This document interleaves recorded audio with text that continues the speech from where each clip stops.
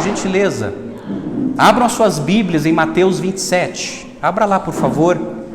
Mateus, capítulo 27. Hoje nós estamos iniciando um novo capítulo. É o penúltimo capítulo do Evangelho de Mateus. Nós estamos terminando essa peregrinação no Evangelho de Mateus. E hoje eu quero expor aos amados irmãos Mateus, capítulo 27, versos de 1 a 10. Esse texto sagrado, ele trata de um assunto muito triste, mas que nos serve de alerta. Eu vou estar falando nessa noite sobre o suicídio de Judas Iscariotes. E vocês verão que a morte de Judas tem muita coisa para nos ensinar. Tanto a vida dele, a vida infiel que ele teve, assim como a sua morte trágica, tem muito a nos ensinar nessa noite. E eu quero fazer a leitura do texto sagrado de Mateus, capítulo 27, versos de 1 a 10. Acompanhe comigo a leitura da Escritura. Ao romper do dia, todos os principais sacerdotes e os anciãos do povo entraram em conselho contra Jesus para o matarem, e amarrando-o, levaram-no e o entregaram ao governador Pilatos. Então Judas, que o traiu, vendo que Jesus havia sido condenado, tocado de remorso, devolveu as 30 moedas de prata aos principais sacerdotes e aos anciãos, dizendo: pequei, traindo sangue inocente. Eles, porém, responderam: que nos importa? Isso é com você. Então Judas, atirando as moedas de prata para dentro do templo, retirou-se e se enforcou. E os principais sacerdotes, pegando as moedas, disseram: não é lícito colocá-las no cofre das ofertas, porque é preço de sangue. E tendo deliberado, compraram com elas o campo do oleiro para cemitério de forasteiros. Por isso, aquele campo é chamado até o dia de hoje campo de sangue. Então se cumpriu o que foi dito por meio do profeta Jeremias: pegaram as 30 moedas de prata, preço em que foi estimado aquele a quem alguns dos filhos de Israel avaliaram, e as deram pelo campo do oleiro, assim como me ordenou o Senhor. Vamos orar mais uma vez? Pai Celestial, nós estamos na Tua presença e diante da Tua palavra. Humildemente suplicamos, ó Deus, que o Senhor fale conosco, através das Escrituras, ó Deus, nos exortando, abrindo os nossos olhos, para não cometermos as mesmas atitudes que infelizmente Judas tomou. Ó Pai, ministra ao coração de cada um aqui nessa noite, cada um que o Senhor trouxe, que está aqui. Ministra, Senhor, através do Espírito Santo, e capacita-me, Senhor, a ser fiel à Tua palavra. Nós oramos e nos submetemos, em nome do Senhor Jesus. Amém e amém. Sempre lembrando, nós estamos aqui numa sexta-feira, quando aconteceu esse episódio terrível, é uma sexta-feira. Opa, muito obrigado, hein? Muito obrigado. E o que aconteceu naquela sexta-feira, vocês lembram? Ali no Getsêmani, Jesus orou a ponto de suar gotas de sangue. No jardim do Getsêmani houve a traição de Judas. Judas entrega Jesus para aquela turba, aquele exército. No jardim do Getsêmani houve a prisão, Jesus é preso e consequentemente ele é abandonado pelos seus discípulos. No Sinédrio, o Sinédrio naquela mesma noite, naquela mesma madrugada, se reúne de madrugada para condenar a Jesus. Aí Jesus, ele é submetido a um julgamento religioso. E primeiro, ele é julgado por Anás, o sumo sacerdote emérito, aposentado. João 18 diz que Jesus foi julgado por Anás, porque Anás queria saber dos seus ensinamentos e dos seus discípulos. Aí depois Anás o transferiu para o seu genro, o sacerdote Caifás, que era o sumo sacerdote em exercício, e ali Caifás, com a liderança, com os conselheiros do Sinédrio, eles querem condenar a Jesus. Enquanto Jesus estava sendo julgado, houve as negativas de Pedro. Pedro está lá fora, no pátio da casa do sumo sacerdote, e Pedro nega Jesus 3 vezes. De madrugada, no Sinédrio, Jesus foi formalmente condenado de maneira religiosa. O que acontece? O Sinédrio pega Jesus no amanhecer do dia e o leva a Pilatos, para que Jesus fosse submetido a um julgamento político. Porque Jesus ele teve que enfrentar 2 audiências. Ele teve que enfrentar um julgamento religioso e posteriormente um julgamento político. Aí ele foi julgado por Pilatos na primeira instância. Depois ele foi transferido para o julgamento de Herodes Antipas, que foi a segunda instância, parecido com o nosso país, né? E depois ele é transferido para Pilatos de novo, para que Pilatos o decrete como condenado, como a liderança religiosa queria. Então é interessante que é o seguinte: aquele julgamento religioso no Sinédrio foi ilegal. Eles fizeram uma reunião condenatória de madrugada, que era algo privado e ilegal. Então, como a elite religiosa queria condenar Jesus, eles transferiram para Pilatos, porque só Pilatos poderia legitimar a decisão do Sinédrio, só Pilatos poderia investigar o que realmente aconteceu com Jesus, e somente o Império Romano tinha capacidade da pena capital. Somente o Império Romano poderia executar alguém. E aí o Sinédrio fez de tudo para transferi-lo para o tribunal de Pôncio Pilatos. Meus amados, em Mateus 26, nós chamamos o capítulo da a preparação do rei. Mateus 27, nós podemos chamá-lo de a humilhação do rei. Mateus 27, Jesus é humilhado até as últimas consequências para poder nos salvar. Eu concordo com as palavras introdutórias do pastor Hernandes Dias Lopes, quando ele escreveu assim, preste atenção na introdução dele, como é profunda. Ele escreveu assim, abre aspas: a humilhação de Jesus, o Cristo, passou por vários estágios. Ele desceu do céu à terra, sendo Deus, se fez homem.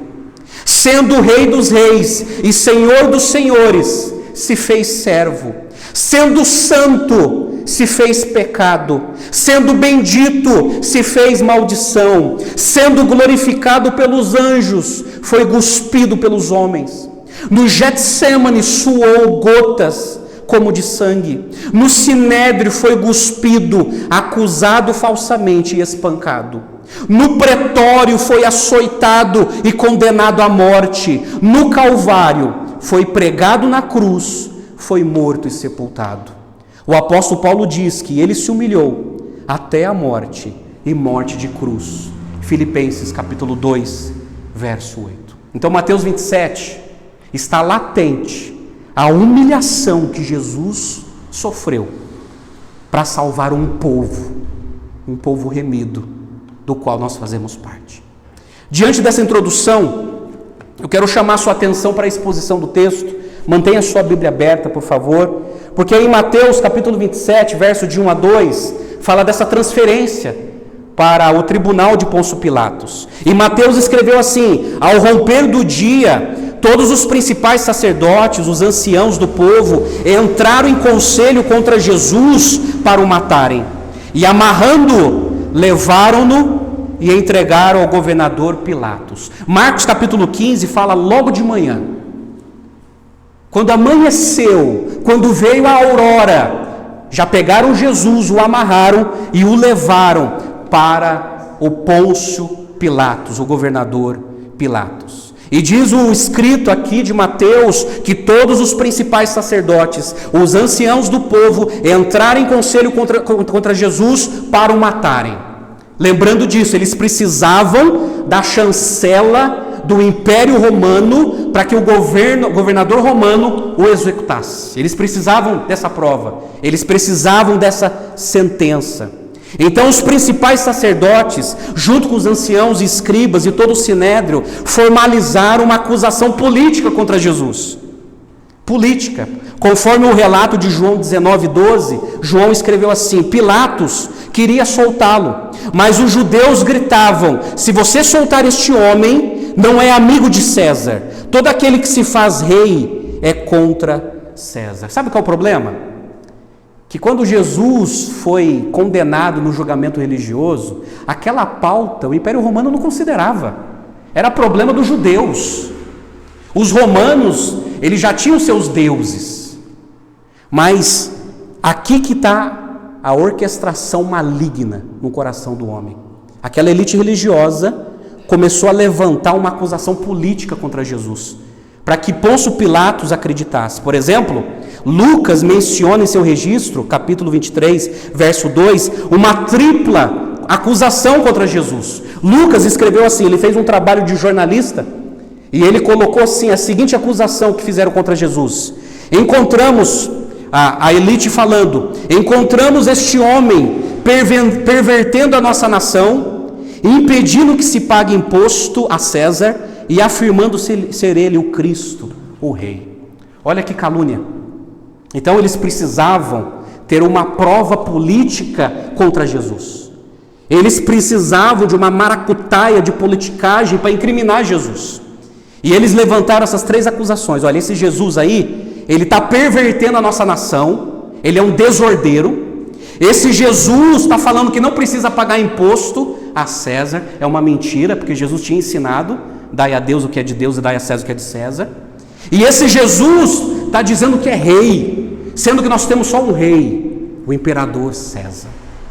Então, diante dessas acusações, eles queriam incriminar a Jesus. Então Jesus, ele estava sendo submetido a duas acusações. No tribunal judaico apresentou-se uma acusação teológica, blasfêmia. Por quê? Porque Jesus falou que ele era o próprio Deus encarnado e ele disse que era o próprio Messias. E ele foi acusado teologicamente como se ele fosse um blasfemo. E no tribunal romano a acusação era política, sedição. Isso é, esse é um desordeiro, esse aí é um revolucionário que veio atrapalhar o império progressivo de Roma em nossas terras. Agora, é muito oportuno destacar o comentário do Dr. Fritz Heiniger sobre o fato de Jesus ser levado para um tribunal romano.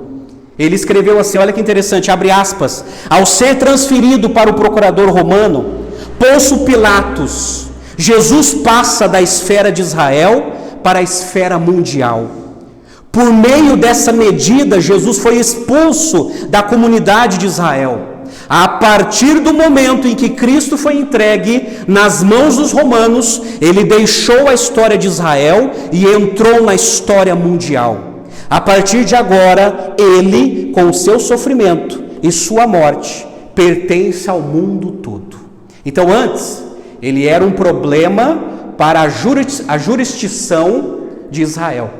Agora ele é transferido para a jurisdição do Império Romano, que governava boa parte do mundo naquela época. Mas, meus amados, aqui, aí Mateus ele muda de assunto. Mateus ele interrompe a narrativa a fim de relatar o fim de Judas Iscariotes. E eu quero ler com vocês. Então aqui nós vamos nos concentrar sobre as atitudes de Judas Iscariotes, e domingo que vem voltamos para as atitudes de Pôncio Pilatos, como que ele teve que julgar a Jesus. Mas no verso 3, Mateus ele muda de assunto. Ele diz assim: então, esse então no grego é como se fosse um zoom, sabe, um zoom de câmera, é um zoom dizendo o seguinte no escrito dele: olha, presta atenção agora, eu tenho algo para te dizer sobre Judas. E ele escreve assim no verso 3: então, Judas, que o traiu, vendo que Jesus havia sido condenado, tocado de remorso, devolveu as 30 moedas de prata aos principais sacerdotes e aos anciãos. Então ele vai para a elite religiosa, ali ele percebe que Jesus é inocente, e ele, tocado de remorso, ele vai ali devolver as 30 moedas de prata. Uma coisa que nós precisamos entender: ele foi tocado de remorso. Remorso, na linguagem bíblica aqui, não é arrependimento, de tal maneira que nós precisamos ser sinceros. As traduções mais antigas na língua portuguesa usam a palavra arrependido. Essa tradução está errada, tá ok? As novas comissões de tradução, eles foram corrigindo isso, porque é remorso e não arrependimento. A remorso não é arrependimento. O remorso, Judas sentiu a dor da própria culpa, mas não se tratava de um arrependimento genuíno. E depois eu vou explicar para você o que é um arrependimento genuíno, que é totalmente diferente de remorso, desse tipo de sentimento de culpa. Há uma tristeza divina que conduz ao arrependimento, mas o remorso de Judas era um tipo diferente, como demonstrou no seu suicídio. E nós veremos isso. Esse remorso não é o verdadeiro arrependimento, como escreveu o apóstolo Paulo em sua segunda carta aos Coríntios, capítulo 7, verso 10.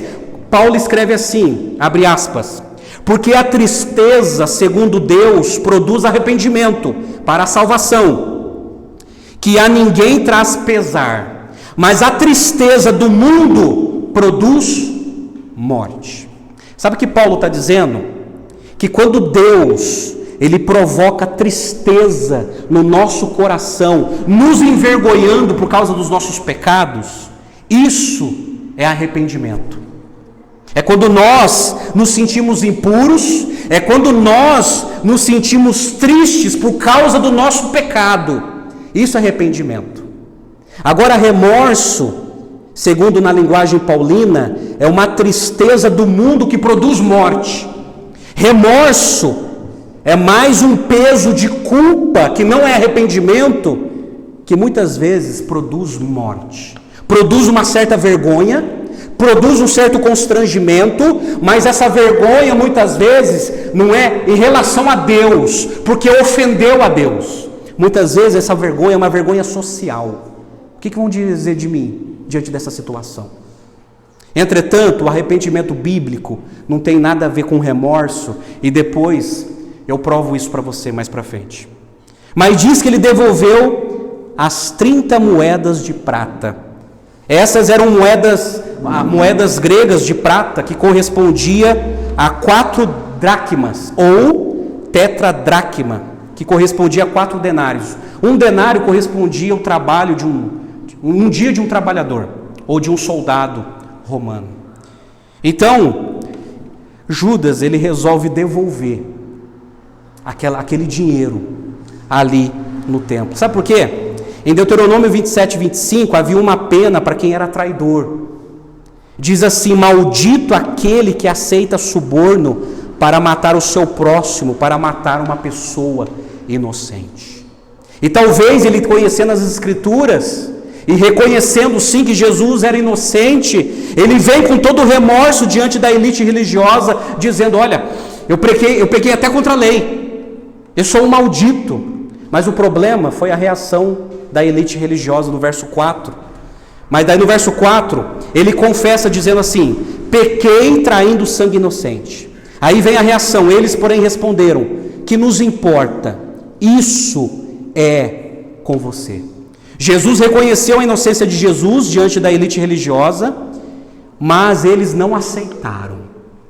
E eles disseram: Judas, é problema seu. É problema seu, Judas. Você pode achá-lo inocente, mas agora é tarde demais. É problema seu. Problema seu. Aí no verso 5 diz assim: então Judas, atirando as moedas de prata para dentro do templo, retirou-se e se enforcou. O ato de jogar as moedas no templo revela um homem em desespero. Em desespero. Retirou-se e se enforcou. Então Judas, em seu desespero, toma uma louca decisão. Ele se matou. Ele se suicidou. Agora, gente, é interessante que em Atos capítulo 1, verso 16 e 19, Lucas, ele relata que Judas havia adquirido um campo, e veremos isso, que foi o local onde Judas se suicidou, e descreve um acidente terrível. Então, olha só, Pedro, ele está reunido com seus apóstolos para poder eleger uma pessoa no lugar de Judas, e Pedro, ele tem uma reunião com seus apóstolos. E Lucas escreveu assim, como aconteceu aquela reunião, e Pedro falando: irmãos, era necessário que se cumprisse a Escritura, que o Espírito Santo predisse pela boca de Davi, a respeito de Judas, que foi o guia daqueles que prenderam Jesus. Ele era um dos nossos e teve parte nesse ministério. Ora, este homem adquiriu um campo com o preço da iniquidade, e caindo de cabeça, rompeu-se pelo meio, e todos os seus intestinos se derramaram. E isso chegou ao conhecimento de todos os moradores de Jerusalém, de maneira que, em sua própria língua, esse campo era chamado Alcedama, isto é, campo de sangue. Então aconteceu um acidente, ele foi se enforcar, não sabemos se a corda se rompeu, ou se ele não conseguiu amarrar direito. Ele caiu de tal maneira que o seu intestino abriu, seu abdômen chegou a abrir. Agora é interessante que os comentaristas da Bíblia de Estudo de Genebra, eles nos explicam com mais detalhe o que aconteceu com o corpo de Judas. Por que aconteceu isso com o corpo de Judas, que chegou a romper o abdômen? Eles escreveram assim, abre aspas: uma vez que o seu suicídio ocorreu num dia de festa, e a semana seguinte era uma semana santa, o seu corpo deve ter sido deixado se decompondo por algum tempo. De modo que, quando ele caiu ou foi solto, o seu abdômen rompeu-se. O problema era o seguinte, gente, tinha uma lei em Israel que naquela semana santa, naquelas festividades, você não podia muito mexer com o defunto. Então Judas, ele se mata, aconteceu alguma coisa com a corda, ele cai, o abdômen abre e ele fica ali vários dias se decompondo. Até quando passar a festividade, alguém viu ali o corpo de Judas, naquela situação. Mas olha só, o verso 6 diz assim: e os principais sacerdotes, pegando as moedas, disseram: não é lícito colocá-las no cofre das ofertas, porque é preço de sangue. E tendo deliberado, compraram com elas o campo do oleiro para o cemitério de forasteiros. Por isso, aquele campo é chamado até o dia de hoje de campo de sangue. Aquelas 30 moedas de prata não poderiam ser usadas no serviço sagrado. Era preço de sangue. Deuteronômio 23:18 diz que quando um dinheiro que era preço de sangue inocente, ou um dinheiro que era fruto de lucro de prostituição, esse dinheiro não podia ser oferecido no templo. E os sacerdotes sabiam disso. Então eles pegaram aquele dinheiro e compraram um campo. Mas daí fica a dúvida, mas quem comprou? Foi Judas ou foi a elite religiosa? Porque Pedro, na reunião, falou que foi Judas que tinha comprado. E aqui no relato de Mateus, está dizendo que os líderes compraram. E aí, quem comprou? Não há nenhuma contradição, sabe por quê? Os sacerdotes compraram o campo no nome de Judas, uma vez que eles, como sacerdotes, eles não poderiam comprar nenhuma terra. Naquela época, meus amados, os sacerdotes, eles não poderiam comprar nenhum tipo de terra. Eles tinham somente que se dedicar à vida religiosa. Mas eles compram usando o próprio nome de Judas. Por isso que outro escritor falou, olha, foi Judas que tinham comprado. E aquele campo se chamava Campo do Oleiro, ou Acre da Cerâmica. Então era um campo bem difícil para plantação, talvez um campo bem rochoso, bem pedregoso, que chamava também Acre da Cerâmica. E recebeu o nome de Campo de Sangue, se referindo à traição de Judas diante do sangue inocente. E aquele campo se tornou um cemitério, meus amados. Aquele campo se tornou um cemitério para estrangeiros, porque tinha uma lei de Moisés que dizia que os gentios não podiam ser sepultados junto com os judeus, e aquele campo se tornou um campo de indigentes, para moradores de rua, que assim quando morriam, eles eram sepultados naquele campo, campo de sangue. O pastor Charles Spurgeon, ele escreveu comentando assim, abre aspas, o campo de sangue se tornou o memorial perpétuo da infâmia de Judas.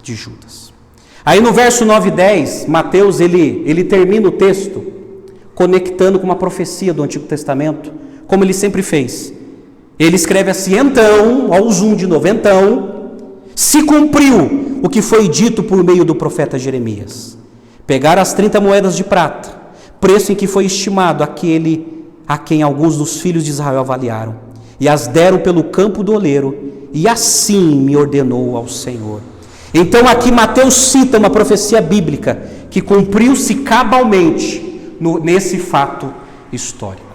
Agora é interessante que a maior parte das palavras na citação vem de Zacarias. Então, Zacarias que citou essa profecia que Jeremias parafraseou, falando desse acontecimento histórico, que isso aconteceria. Então, é uma citação profética de Zacarias capítulo 11, que foi parafraseado por Jeremias capítulo 19. Então, a profecia fala da morte de Judas, do suicídio de Judas, a traição de Judas. Certa vez, um teólogo chamado Sproul, ele escreveu assim, abre aspas, Judas não apenas devolveu as moedas, mas as atirou ao santuário.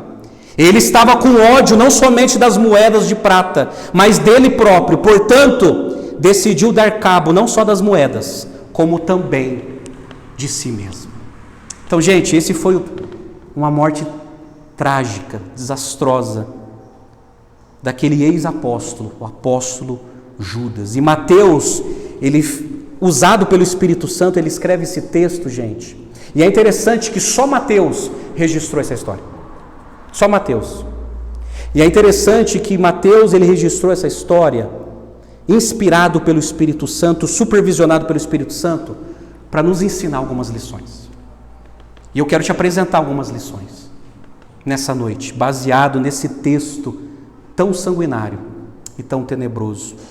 Eu quero aqui separar 4 lições da vida e do pecado de Judas. Judas nessa noite tem muito a nos ensinar. Muito a nos ensinar. Eu gostaria muito que você prestasse atenção o que aconteceu com Judas, porque infelizmente o que aconteceu com Judas está acontecendo com milhares de pessoas hoje. Com milhares de pessoas. E principalmente aqueles que dizem que acreditam em Jesus.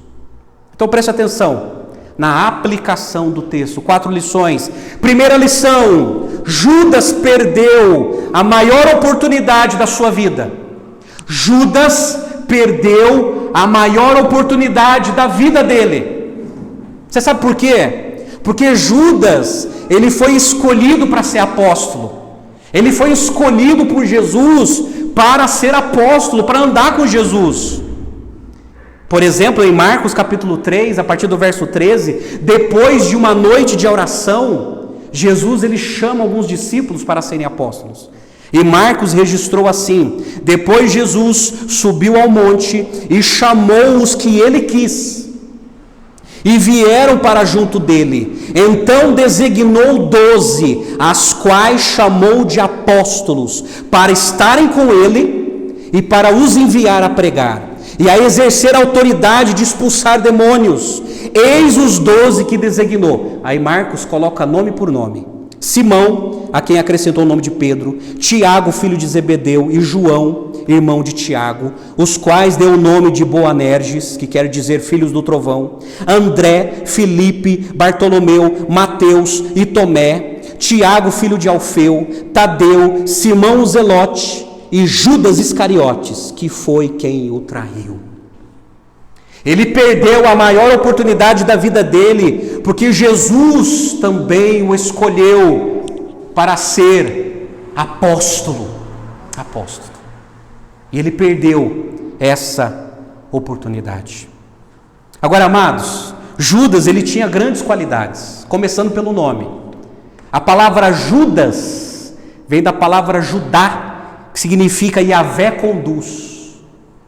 Talvez os seus pais, ou o pai dele, chamado Simão Iscariotes, deu esse nome na tentativa de desejar ao filho, olha, que Deus possa conduzir o meu filho.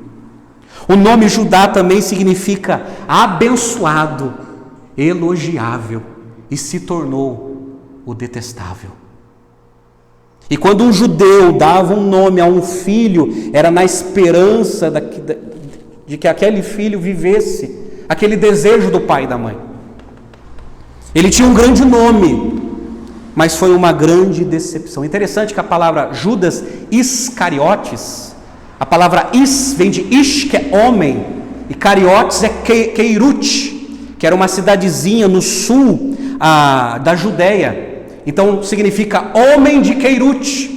Então é interessante que pelo sobrenome que Judas recebeu, Judas era o único do grupo apostólico que não era galileu. Ele era do sul da Judéia. Ele era um homem de grandes qualidades. Ele era um homem inteligente. Porque em João capítulo 12, verso 6, diz que ele carregava a bolsa de dinheiro. Ele era o tesoureiro de Jesus. Ele que tinha competência, ele que foi escolhido por Jesus para cuidar do dinheiro, das ofertas que Jesus recebia. Ele era um homem de capacidade, um homem inteligente. Judas era um homem respeitado pelos seus colegas, porque em Mateus 26, 25, quando Jesus fala assim, olha, um de vós há de me trair. Qual é a reação do grupo? Será eu, Senhor? Mas eles não têm a seguinte reação, será que é Judas? Será que é Judas?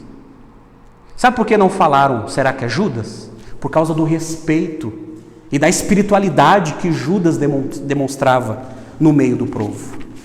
Só que mesmo assim, ele perdeu a maior oportunidade da vida dele. Foi chamado para ser apóstolo, foi chamado para ser tesoureiro, era um homem de qualidade, tinha um nome fenomenal, mas mesmo assim traiu a Jesus.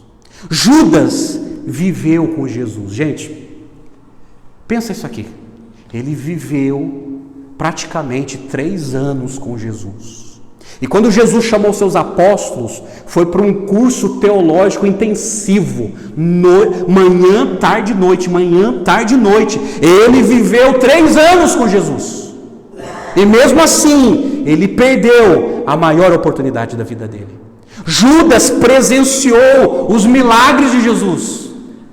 Ele viu Jesus levantando paralíticos, ele viu Jesus curando leprosos, ele viu Jesus multiplicando pão e peixes, ele viu Jesus ressuscitando mortos, ele viu Jesus andando sobre as águas, ele viu Jesus acalmando a tempestade, ele viu. Judas foi uma testemunha ocular, e mesmo assim ele perdeu a maior oportunidade da vida dele. Agora pasmem, Judas pregou o Evangelho. Mateus capítulo 10 e Lucas capítulo 10, quando Jesus envia os seus apóstolos de 2 em 2, e os enviou para pregar, para curar, para expulsar demônios.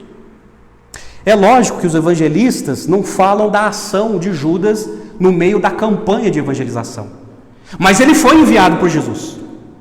Jesus os enviou como ovelhas diante do matadouro, e dando autoridade para eles, para pregarem, para curarem e para expulsar demônios.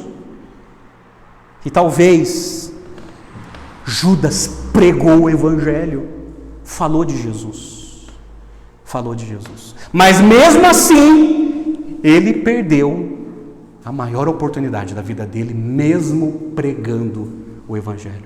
Você está percebendo como é terrível? É terrível. E aí, o nosso Senhor Jesus nos revelou o que acontecerá com aqueles que serão reprovados, que está escrito em Mateus 7, a partir do verso 21.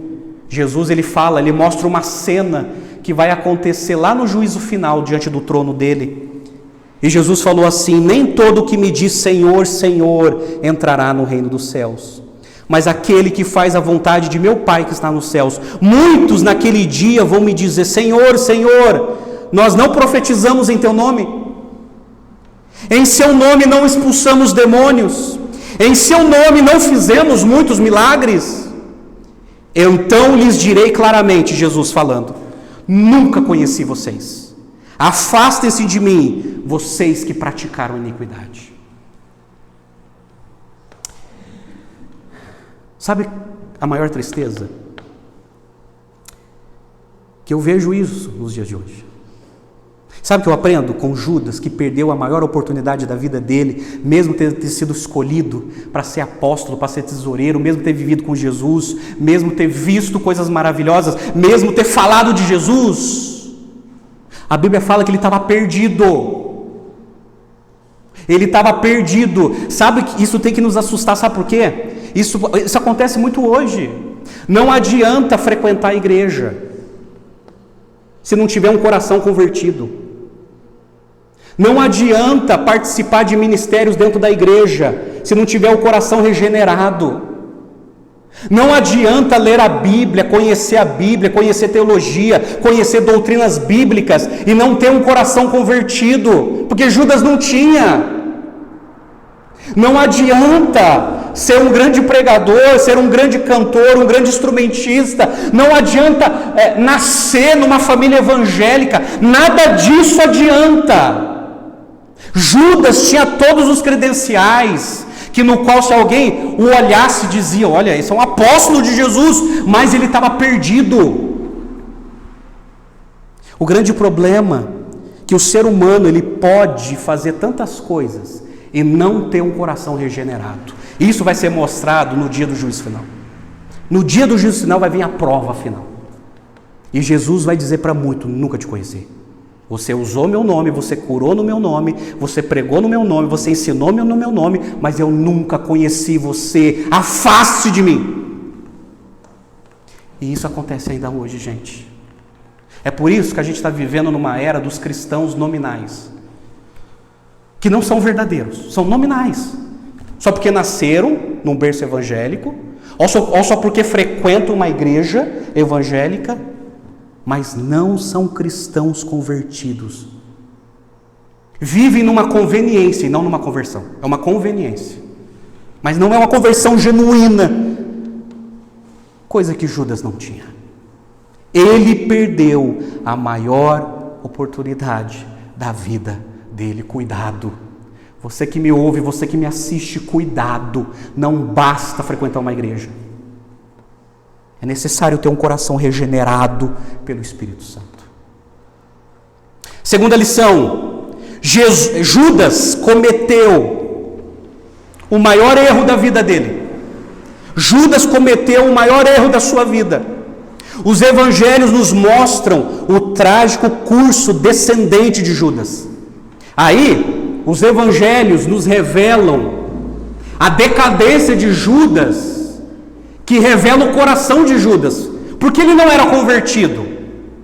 Aí, os evangelistas destacam os sinais, porque, meus amados, voltando para Mateus 7, antes de Jesus falar assim: olha, muitos naquele dia vão dizer que me conhecem, em Mateus 7, capítulo 15 em diante, Jesus falou que um falso profeta é reconhecido pelos frutos. Isso é, toda pessoa é conhecido pelo fruto. Nós somos conhecidos pelos frutos que produzimos. Os frutos têm a ver com conteúdo, aquilo que pregamos, e os frutos têm a ver com comportamento, o estilo de vida que nós temos. O estilo de vida. Aí, os evangelistas, eles apontaram os erros de Judas, que mostrou a situação da alma de Judas. E o primeiro erro de Judas, o maior erro que ele cometeu na sua vida, que ele era ganancioso. Ganância, amor ao dinheiro. Quem escreveu isso foi o apóstolo João, que foi colega dele, capítulo 12. Lembra daquela cena que Jesus vai na casa de Simão e chega uma mulher com um perfume cheiroso e coloca em Jesus? João escreveu assim, em João 12, a partir do verso 3: então Maria pegando um frasco de perfume de nardo puro, muito precioso, ungiu os pés de Jesus e os enxugou com seus cabelos. E toda a casa se encheu com o cheiro do perfume. Mas Judas Iscariotes, aí João começa a destacar, mas Judas Iscariotes, um dos seus discípulos, aquele que estava para trair Jesus, disse: por que este perfume não foi vendido por 300 denários e o valor não foi dado aos pobres? Aí vem um comentário do apóstolo João. Ele disse isso não porque se preocupava com os pobres, mas porque era ladrão e, tendo a bolsa do dinheiro, tirava o que era colocado nela. Além de cínico, se preocupando com os pobres, que era uma falsa ideia, João destaca que ele era ladrão e tirava o que entrava na bolsa. Então aqui o apóstolo João está mostrando o seguinte: olha, sabe por que Judas traiu a Jesus? Porque ele era ganancioso, ele amava o dinheiro, o Deus dele era Mamon, o dinheiro, a prosperidade. O Deus dele não é Yahvé, é o grande Deus, mas é Mamon. E aí o apóstolo João quer mostrar o seguinte: olha, está vendo? Esse que viveu com a gente 3 anos, ele não era regenerado, ele amava o dinheiro. Esse foi o primeiro erro dele. O segundo erro foi o furto. Além de ser ganancioso, ele tirava da bolsa. Ele tirava da bolsa as ofertas que corriqueiramente Jesus recebia. O terceiro erro dele foi a traição. E é interessante que Mateus 26, Mateus escrevendo também, Mateus 26, a partir do verso 14, Mateus escreveu assim: então, um dos 12, chamado Judas Iscariotes, foi falar com os principais sacerdotes. Ele disse, olha que Judas disse: quanto me darão para que eu entregue Jesus a vocês? Quanto que vocês vão me dar? E pagaram-lhe 30 moedas de prata. E desse momento em diante, Judas buscava uma boa ocasião para entregar Jesus. Foi Judas que fez a proposta comercial e financeira. Quanto que vocês vão me dar para entregar Jesus? Eu sei que vocês têm ódio dele e que vocês querem pegá-lo. Quanto vocês vão me dar? Ganancioso. Ele chega ao ponto de trair Jesus. Aí ele chega para o remorso, que não é arrependimento. Eu te explico agora o porquê.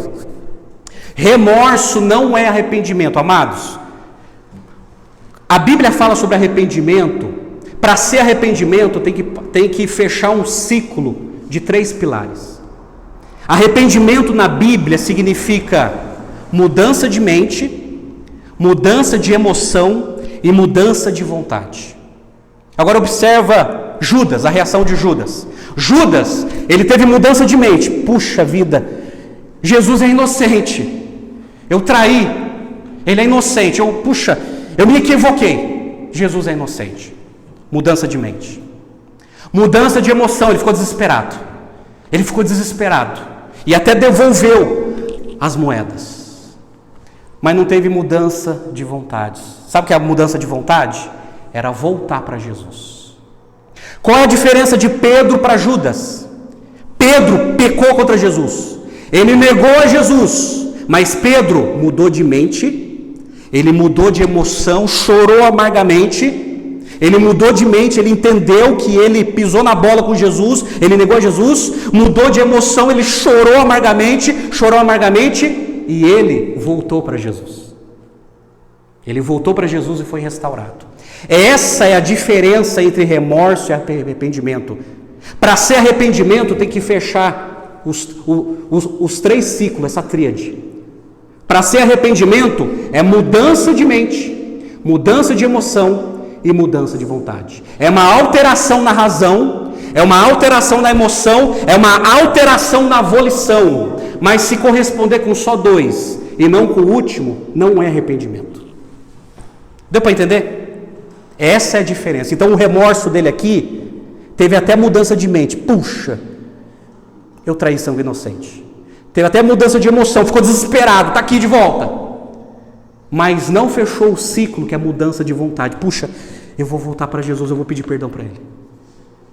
Eu vou lá e vou chegar, Senhor, me perdoa, eu fui um traidor, me perdoa, Senhor. Ou nem para os apóstolos, ele nem procurou os apóstolos, olha, eu me arrependo, eu entreguei o nosso mestre, me perdoem, não era isso que eu queria, mas não teve isso.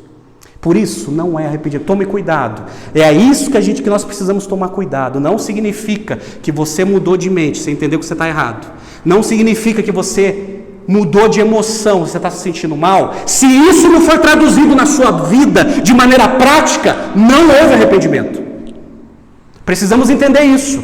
Pode mudar aqui, mas se isso não for traduzido na prática da nossa vida, não houve arrependimento, só houve remorso.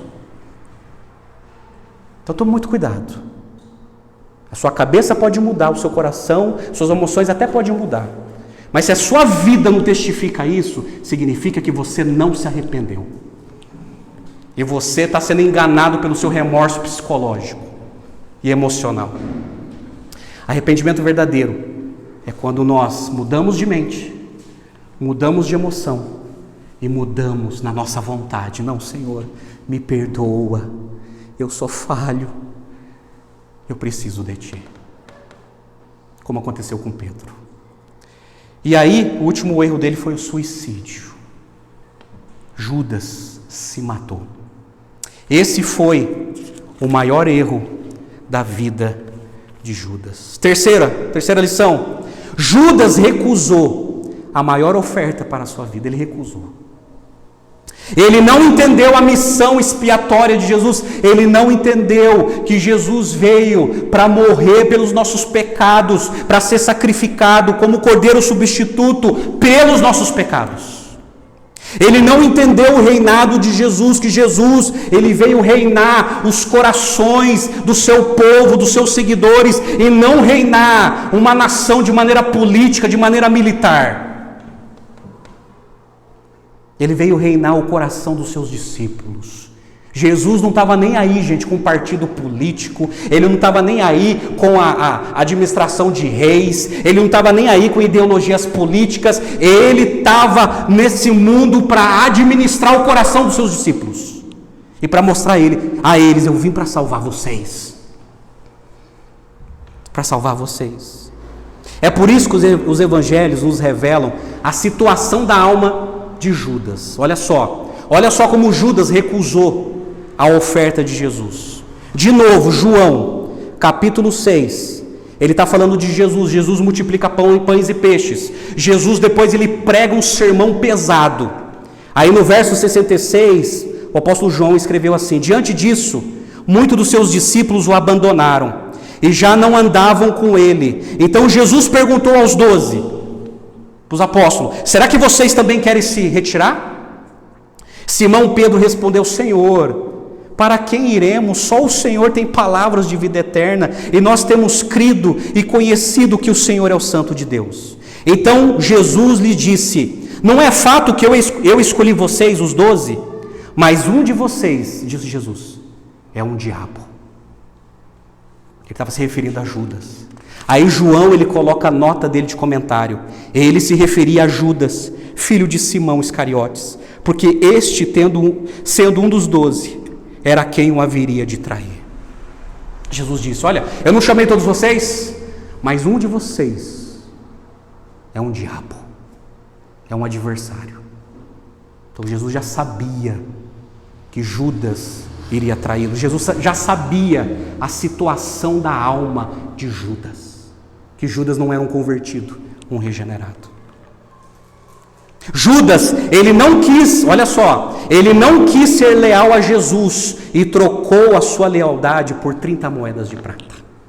Ele não quis ser leal a Jesus e ele trocou a sua lealdade por 30 moedas de prata. Lucas capítulo 22, verso 3, Lucas ele narra quando Judas faz a negociação para entregar a Jesus. Mas Lucas coloca um detalhe tenebroso, está escrito assim: ora, Satanás entrou em Judas, chamado Iscariotes, que era um dos 12. Judas foi entender-se com os principais sacerdotes e os capitães sobre como lhes entregaria Jesus. Eles se alegraram e combinaram lhe dar dinheiro. Judas concordou e buscavam uma boa ocasião para lhes entregar Jesus longe da multidão. Esse dinheiro, Mateus fala que é 30 moedas de prata. Lucas fala que o diabo entrou em Judas. E amado, a Bíblia nos ensina que o diabo só entra em casa vazia, no qual não habita o Espírito de Deus. Aí o diabo entra para gerenciar a razão, emoção e a volição da pessoa. E é para influenciar a pessoa a trair Jesus, a ser desleal a Jesus, ou trocar Jesus. Ele trocou a sua lealdade por 30 moedas de prata. Ele não quis ser leal a Jesus e o diabo colocou no coração dele o desejo de trair a Jesus. E ele não confessou o seu pecado para a pessoa certa. Em Mateus 27,4, ele confessa para quem? Para a elite religiosa: pequei contra o sangue inocente. Ele deveria procurar Jesus e falar: olha, eu pequei contra ti. Agora sabe qual é o problema, meus amados? Ele recusou a oferta de Jesus. Ele trocou Jesus por 30 moedas de prata. Isso tem que nos fazer pensar. Você está trocando Jesus por quê? Você está trocando Jesus por quem? Você está trocando Jesus por quê? Será que você não está fazendo o mesmo que Judas? Trocando a sua lealdade a Cristo pelas coisas mais efêmeras desse mundo? Pelas coisas mais passageiras desse mundo? Será que você tem trocado Jesus pelas coisas desse mundo? Judas fez isso, e por isso Judas não aceitou a oferta de Cristo, a salvação de Cristo. Ele não aceitou. Quarta e última lição: Judas foi para o seu destino. Ele resolveu se suicidar. E ele não obteve salvação nenhuma, porque não tinha um coração regenerado.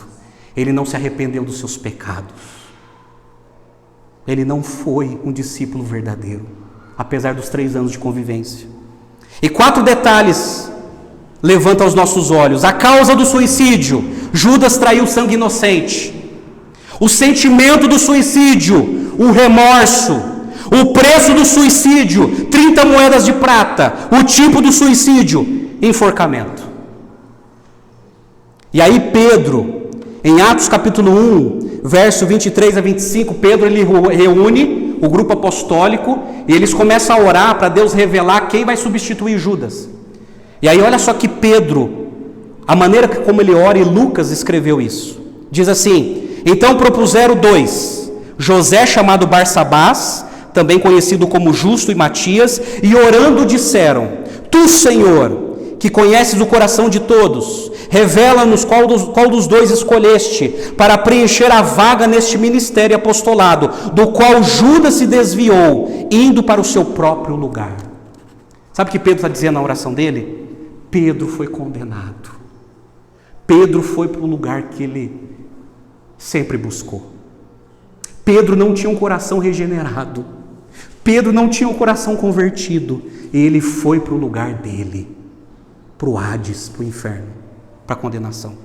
E na oração de Jesus, João capítulo 17, verso 12, Jesus ele fala da condenação de Judas. Olha só que Jesus orou, numa frase só. Jesus falou assim, Jesus falando com Deus Pai: quando eu estava com eles, guardava-os no teu nome que me deste.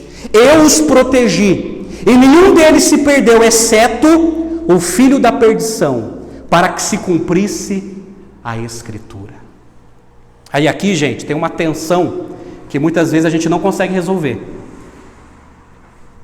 A morte de Judas foi decretado por Deus, só que ele foi responsável pelos seus pecados. Vai entender isso? A morte de Judas foi determinado por Deus. Quando diz assim, para que a Escritura fosse cumprida, está falando do decreto de Deus, que isso ia acontecer. Mas Judas, ele foi responsável pelos seus pecados. A gente chama isso de antinomia bíblica, que são 2 verdades que a Bíblia ensina, que não se contradizem, que andam juntos. Por isso que Jesus falou assim, exceto, Jesus chama Judas de filho da perdição. para que se cumprisse a Escritura. Aí se cumpriu a profecia do Salmo 41:9. Até o meu amigo íntimo, com quem eu confiava, que comia do meu pão, levantou contra mim o seu calcanhar. O seu calcanhar. E essa profecia se cumpriu em Judas Iscariotes. Eu concluo a minha mensagem com 3 pontos. Presta atenção nisso aqui. Primeiro, aprendemos com a morte de Judas o triste fim daqueles que traem a Jesus por causa do pecado. Oh, meus amados, eu tenho visto durante todos esses anos que eu estou seguindo a Jesus, o fim triste das pessoas que traem a Jesus por causa do pecado. E uma pergunta que eu sempre recebo é o seguinte: pastor, eu conheço tal pessoa que seguia Jesus, frequentava a igreja, se desviou da igreja, o que aconteceu com essa pessoa?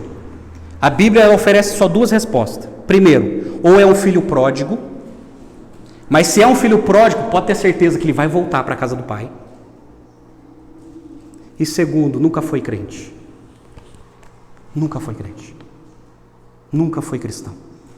Ele era conveniente, ou por causa da igreja, porque o povo é gente boa, acolhedor, ou por causa da música que é atraente, ou por causa da pregação, ou por causa das pessoas, ou por causa do ambiente, ou por causa do sentimento de culpa, para entrar numa igreja para tentar sair mais leve por causa dos erros da vida. Mas não significa que teve um coração regenerado, como aconteceu com Judas. Então nós aprendemos com a morte de Judas o triste fim daqueles que traem a Jesus por causa do pecado.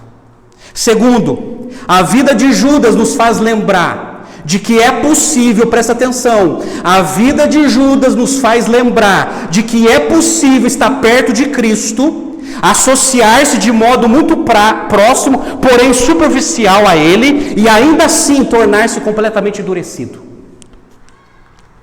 Ainda assim. Ser amante das palavras de Jesus, se associar à igreja, se envolver intensamente e mesmo assim ter um coração endurecido, ter um coração não regenerado. Eu já vi vários assim, vários, que parece que era, mas não era, e teve um fim triste.